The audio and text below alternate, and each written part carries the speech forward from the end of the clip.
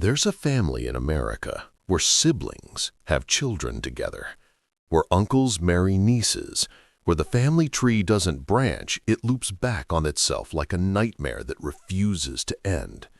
Deep in the hollows of West Virginia, hidden from the world in a place called Odd, and I swear that's the real name, there exists a bloodline so tangled, so contaminated by a century of forbidden unions, that when you see them, when you hear the sounds they make instead of words, when you look into eyes that point in different directions, you realize you're staring at something that science said shouldn't be possible. But it is. They're real. And their story is about to break your heart. In 2004, a photographer named Mark Laita was driving through the Appalachian backroads looking for forgotten America, for faces that told stories no one wanted to hear. He'd heard rumors, whispers in gas stations, locals who'd say, "Don't go up that holler," with genuine fear in their voices. But Mark went anyway, and what he found on that dirt road, in a ramshackle house that looked like it might collapse under the weight of its own secrets, changed everything he thought he knew about human genetics, about family, about what happens when isolation meets desperation across generations. The Whittakers didn't speak English, not really. They communicated in grunts, barks, sounds that seemed more animal than human.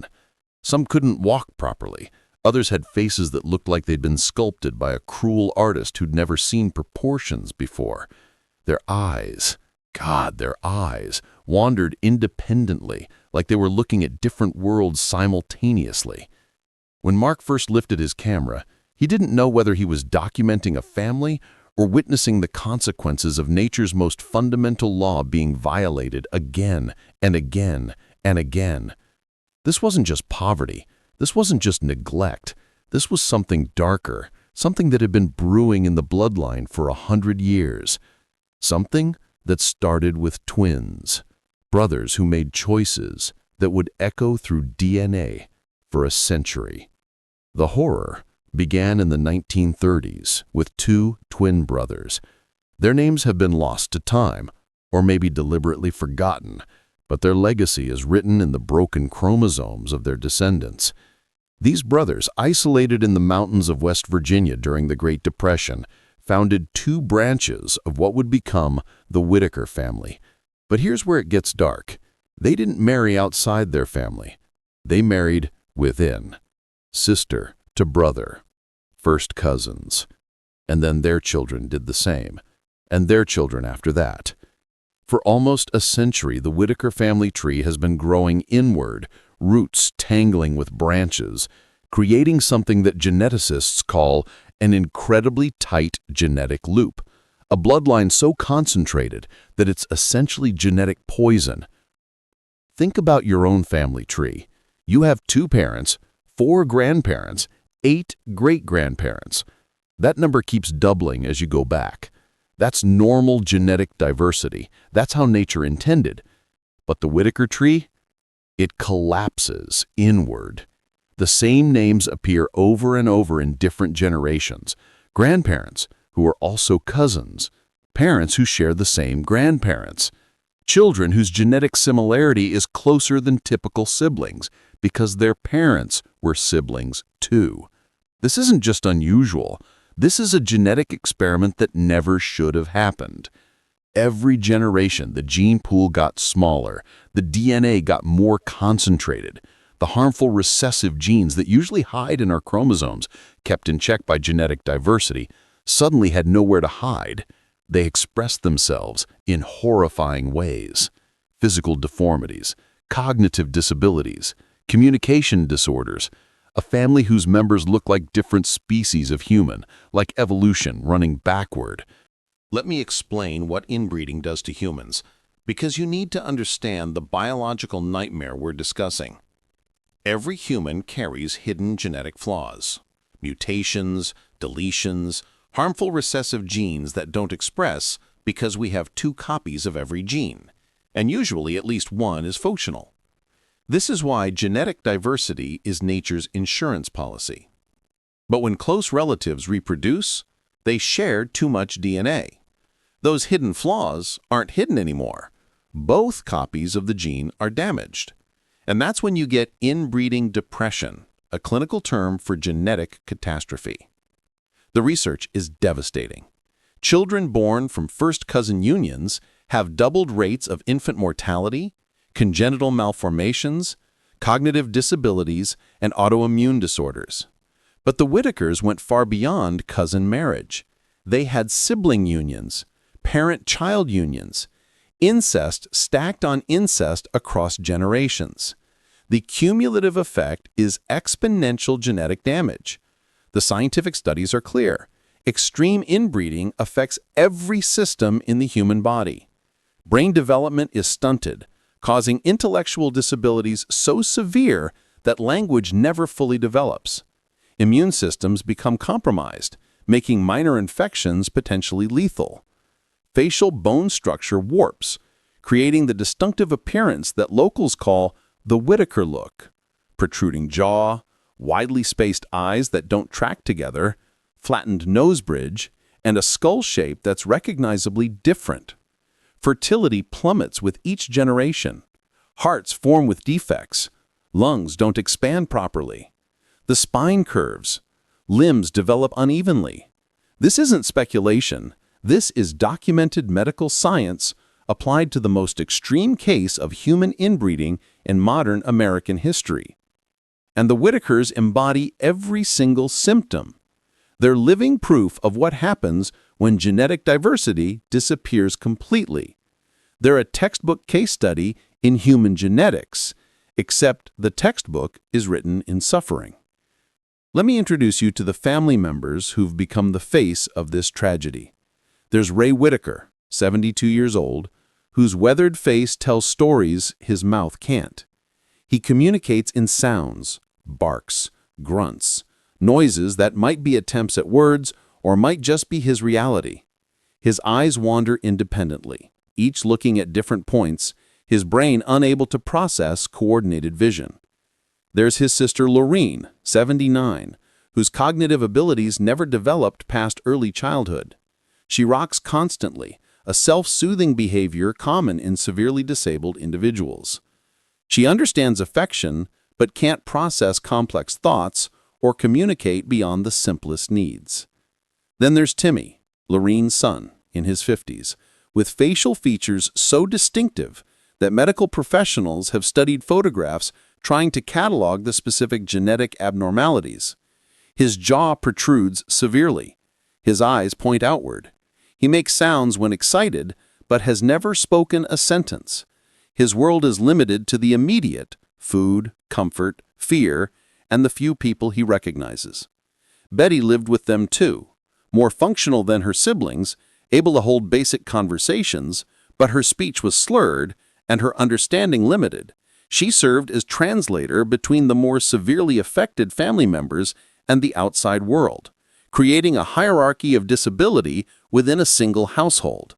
And there were others, Kenneth, who passed away, and Freddie, who left long ago, each with varying degrees of cognitive and physical impairment, each carrying the genetic burden of 100 years of inbreeding.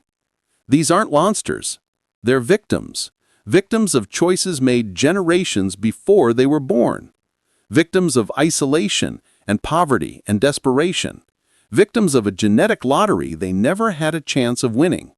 The Whittaker home sits at the end of a dirt road in Odd, West Virginia, a town whose name feels like cosmic irony. The house itself is a structure of rotting wood and despair, walls that lean, roof that's more patch than original material, windows that don't close, doors that don't lock. Inside is worse.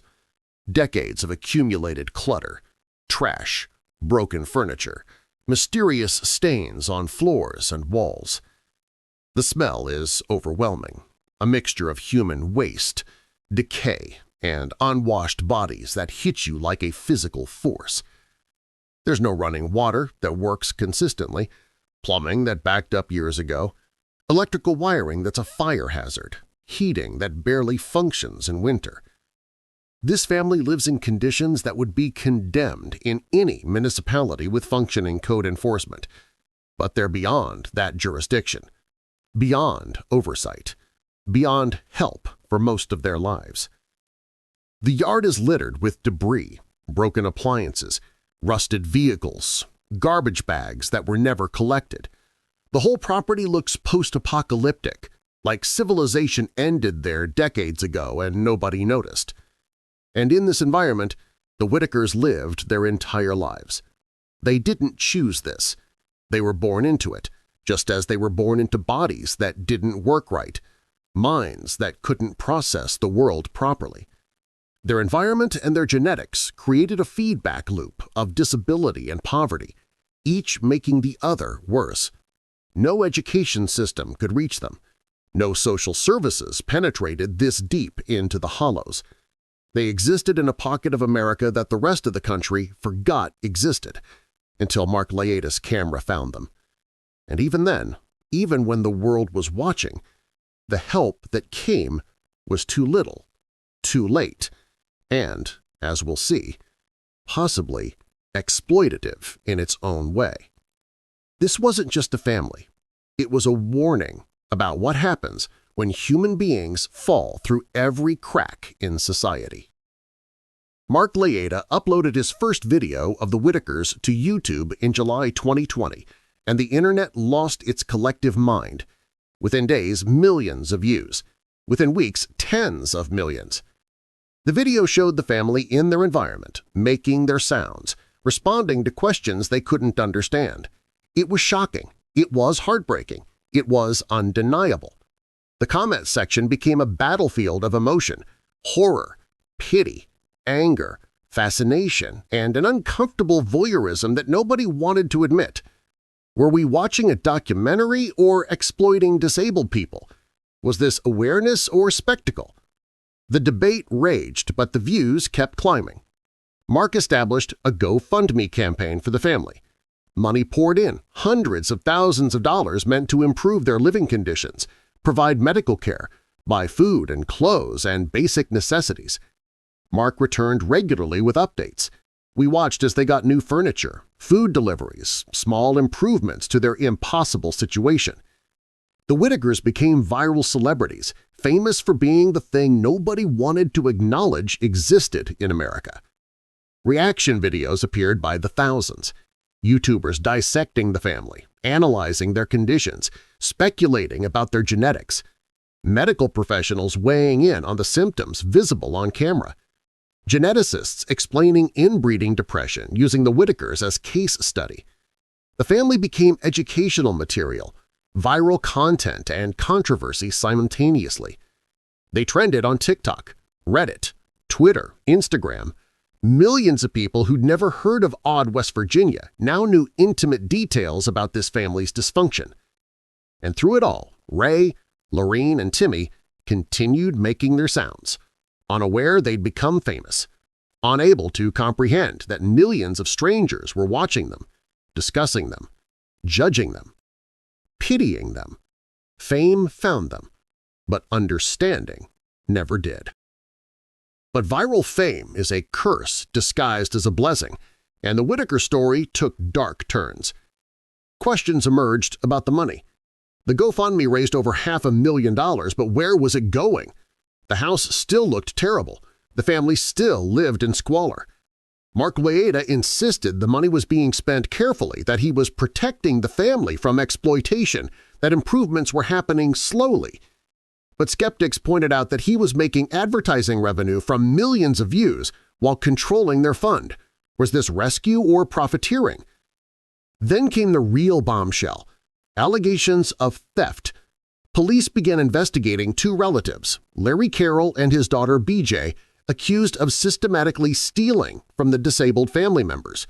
Money that should have been improving their lives allegedly went to these relatives' pockets. Bank accounts were drained. Donations disappeared. The very people who should have protected Ray, Lorene, and Timmy were allegedly exploiting them, using their fame and their disability as an ATM machine. Court orders were issued. Protective measures were attempted, but the damage was done. The family became a commodity, fought over by relatives, YouTubers, lawyers, and social workers, and nobody asked what Ray, Lorene, and Timmy wanted, because they couldn't tell us. They couldn't consent to being filmed, couldn't understand money, couldn't protect themselves from anyone. More controversy erupted in the comment sections. Ethicists questioned whether filming severely disabled people with meaningful consent was morally acceptable, even with good intentions. Disability advocates argued the videos dehumanized the family, reduced them to spectacle. Others defended Mark, saying he'd brought attention and resources they desperately needed. The truth was probably somewhere in between, a complicated story, where everyone had mixed motives, and the only certain victims were the people who couldn't speak for themselves. To truly understand the Whittaker tragedy, we need to go deeper into genetics. Imagine DNA as instruction manual for building a human. You get 2 copies of every instruction, one from mom, one from dad. If one copy is damaged, usually the other works fine. You're a carrier, but not affected. This is why genetic diversity matters. It keeps backup copies functional. But the Whittakers didn't have diversity. They had repetition. When siblings reproduce, their children get overlapping instructions. Both copies come from the same narrow gene pool. Harmful recessive traits, the ones that hide in carriers, suddenly express in children. And not just one trait, multiple traits simultaneously. The compound effect is catastrophic. Research on extreme inbreeding shows IQ drops of 20 to 30 points. Fertility decreases by 40%. Physical malformations occur in over 60% of offspring. Infant mortality triples. Autoimmune disorders become standard. And that's just first generation. The Whittakers are 4th or 5th generation of tight inbreeding. The genetic damage accumulates exponentially. Scientists have a term for this: genetic load, the accumulation of harmful mutations in a population. In normal populations, sexual selection and genetic diversity filter out the worst mutations. But in isolated, inbreeding populations, genetic load increases until it reaches lethal levels. The Whittakers are approaching that threshold. Look at fertility. Betty had 1 child who died young. Lorene had Timmy, but he's sterile. Ray never reproduced. Freddie left the gene pool. Kenneth died childless. The family is naturally extinguishing itself because the genetic damage is too severe to propagate further. This is evolution's brutal solution to inbreeding: extinction. The bloodline eliminates itself. And we're watching it happen in real time, documented on YouTube for millions to witness. This is what happens when human sexual taboos, incest prohibitions, are violated across generations. Those taboos aren't arbitrary social constructs. They're evolutionary wisdom encoded in culture, protecting us from genetic catastrophe. The Whittakers are proof of what we're protected from. The Whittakers aren't unique in history. Inbreeding has marked royal families, isolated populations, and desperate communities across time. The Habsburg dynasty of Europe became so inbred that the last Spanish Habsburg king, Charles II, couldn't chew food, couldn't speak clearly, was infertile, and died at 38 after a life of constant illness. His genetic analysis shows inbreeding coefficient higher than if his parents were siblings. The Egyptian pharaohs practiced sibling marriage for dynasties, resulting in documented physical deformities and cognitive decline. King Tut himself was product of brother-sister union, and his body shows severe malformations: clubfoot, cleft palate, feminine hip structure, classic inbreeding markers. Isolated island populations show similar patterns. The Pitcairn Islands, settled by bounty mutineers, developed severe inbreeding depression within 3 generations. Iceland maintains a national genetic database specifically to prevent accidental cousin marriage. In America, isolated religious communities sometimes developed concerning inbreeding. The FLDS polygamous sect under Warren Jeffs created genetic disasters through decades of cousin marriage and incest. A rare genetic disorder called fumarase deficiency became epidemic in their community.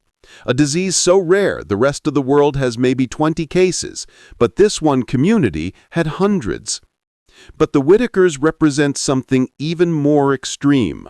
Sustained, multi-generational, close relative inbreeding without any intervention across an entire century.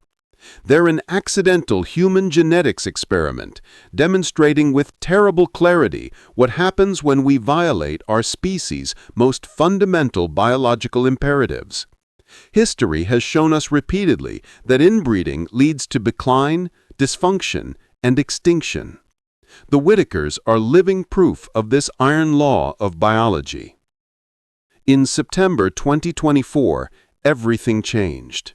State officials quietly arrived at the Whittaker property and removed Ray, Lorene, and Timmy. No media coverage, no announcement. They simply disappeared from their home and reappeared under state guardianship in assisted living facilities. The remaining family members were confused, angry, and claimed invasion.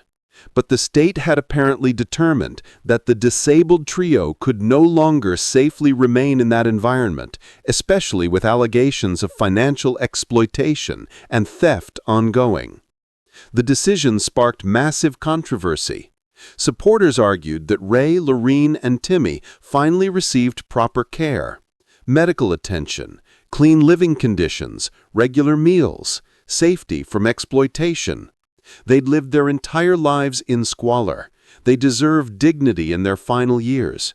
The state was doing what family had failed to do: protect the vulnerable. But critics saw it differently.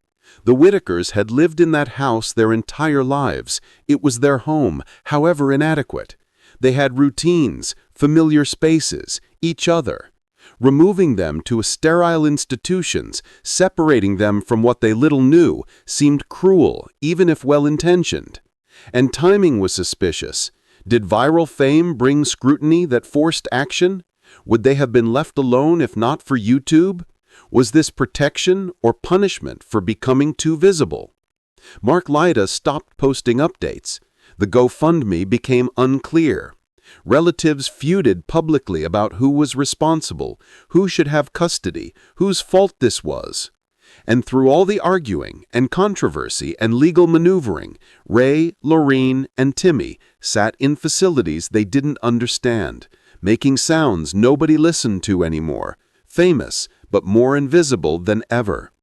The viral videos continued circulating. Millions still watched, but the family was gone.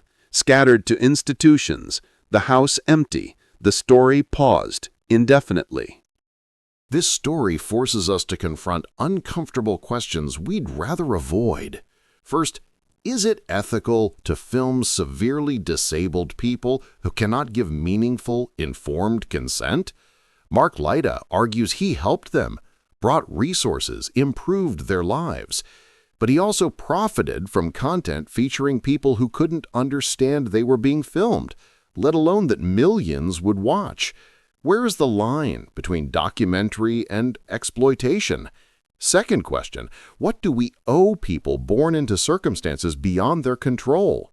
The Whittakers didn't choose their genetics, their parents, their poverty, their isolation. Society abandoned them for decades. Do we have obligation to intervene or right to intervene? Does forcing them into care facilities honor their dignity or violate their autonomy, even if they can't express autonomy? Third question, how do we discuss genetic reality without dehumanizing people? The Whittakers are scientifically fascinating, a case study in human genetics that medical professionals discuss in lectures. But they're also human beings with feelings, preferences, fears. They deserve respect. How do we balance scientific interest with human dignity? Can we do both? Fourth question, what does this say about America? That a family could live in these conditions for generations in 21st century America, invisible to systems meant to help vulnerable people? What does that reveal about our society? Are there other Whittakers hidden in other hollows, other isolated pockets where modernity hasn't reached? How many people fall through the cracks? And final question, should we be watching? Every view contributes to their exploitation or their salvation, depending on perspective. Every share spreads awareness or spreads spectacle. We're all complicit now, you and me, watching this video, discussing this family. Are we helping by caring or harming by watching? There are no easy answers, just uncomfortable questions that reflect back our own values, our own boundaries, our own willingness to look at suffering and decide what obligation that creates. Let's talk about what daily life is actually like with the level of genetic damage the Whittakers experience, because it's important to understand this isn't just disability. It's profound multi-system impairment affecting every aspect of existence. Communication. Ray, Lorene, and Timmy never developed language. Their brains literally don't have the neural pathways for speech processing. They make sounds, barks, grunts, vowel noises that express immediate emotion but can't convey complex thought. They understand simple, concrete concepts: hungry, cold, scared, happy. But abstract thinking, planning, causation, those cognitive abilities never developed. Their minds remained in what's essentially permanent early childhood. Vision. Strabismus, eyes pointing different directions, is common in severe inbreeding. The brain can't process coordinated eye movement. This creates double vision, poor depth perception, difficulty focusing. The world looks fragmented, confusing. They literally see differently than we do. Mobility. Many family members never walked normally. Hip dysplasia, leg length discrepancies, neurological problems affecting muscle control. These compound to create awkward, painful movement. Ray walks, but with pronounced limp and instability. Timmy has better mobility, but lacks coordination. Physical activities we take for granted are exhausting struggles. Health. Compromised immune systems mean constant infections. Dental problems, severe because facial bone malformations affect jaw and tooth development. Digestive issues because internal organs also develop abnormally. Heart murmurs and circulatory problems. Chronic pain that they can't articulate. Their life expectancy is significantly reduced. They require constant care they didn't receive for decades. Psychological impact. They understand on some level they're different. They see fear in strangers' faces. They experience frustration when unable to communicate needs. They feel love for familiar people and fear of unfamiliar situations. Their emotional life is real and rich, even if their cognitive life is limited. They're trapped in bodies and minds that don't work, aware enough to suffer, but not enough to understand why. This is the reality of extreme genetic damage, not a curious medical oddity. The Whittaker story is ultimately a warning, one we need to hear clearly. First, it's a warning about isolation. When communities become so isolated that genetic diversity disappears, disaster follows. This applies to small religious sects, isolated island populations, any group that closes itself off reproductively. Humans need genetic mixing. We evolved for it. Our biology demands it. Isolation equals genetic death. Second, it's a warning about poverty and neglect. The Whittakers suffered not just from genetics, but from societal abandonment. No education system reached them. No social services helped them. No medical intervention occurred until they went viral. We have systems theoretically designed to prevent this, yet they failed completely. How many others are we failing right now? Third, it's a warning about consent and exploitation in the digital age. Viral fame can find anyone, anywhere. People who can't consent become content. Their suffering becomes entertainment. We click, we share, we comment, and we move on. But they remain, trapped in the spotlight or scattered to institutions. What responsibility do we bear as viewers? Fourth, it's a warning about the importance of genetic counseling. First-cousin marriage is legal in many U.S. states. Closer relations are prosecuted but still occur, especially in isolated areas.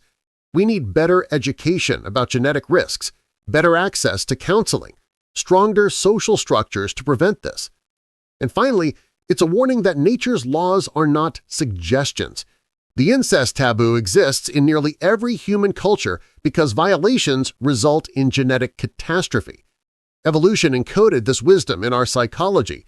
We instinctively find close relative reproduction disgusting because that disgust protected our ancestors.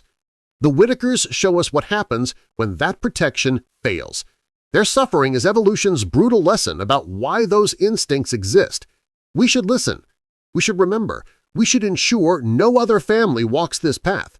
Their tragedy should be unique, not repeated. That's the least we owe them. So what remains of the Whittaker legacy? Right now, Ray, Lorene, and Timmy live in state facilities, separated, cared for by strangers, their home empty and decaying. They're in their 70s and 50s, approaching the end of lives that were difficult from the first breath. They'll die in those facilities, probably within the next decade. And the Whittaker bloodline will effectively end with them. The house in Odd, West Virginia will rot completely, eventually collapsing, leaving no trace that this family existed except for millions of hours of YouTube video that will persist in digital space forever. They'll be immortalized as cautionary tale, as viral phenomenon, as the face of what not to do genetically. Future students and genetics classes will study them. Documentary filmmakers will reference them. They've become a permanent part of internet history, whether they understand that or not. But what should their legacy be? Not spectacle, not voyeuristic entertainment, not just a viral moment we consumed and forgot. Their legacy should be awareness. Real awareness of what extreme poverty looks like in America, of what happens when vulnerable people fall through social safety nets, of how isolation and genetics can combine into tragedy. Their legacy should be policy change, better funding for social services in rural areas, better genetic counseling access, stronger social structures to prevent this, and legacy should be compassion, remembering that behind every viral video are real human beings with feelings and dignity who deserve respect, not just clicks. And their legacy should be scientific knowledge. They've contributed, albeit involuntarily, to human understanding of genetics. Medical students will learn from their case. Geneticists will reference their family tree. They've taught us what happens when DNA becomes too concentrated, when diversity disappears. That knowledge might prevent future tragedies. In the end, Ray, Lorene, and Timmy didn't ask for any of this. Not their genetics, not their poverty, not their fame. They were born into circumstances no human being should endure, and they survived with whatever grace they could manage, making sounds in the darkness, holding on to each other, existing in a world that forgot them until a camera found them. Their story breaks your heart because it should, and maybe that heartbreak will motivate someone to ensure this never happens again. That would be a legacy worth having.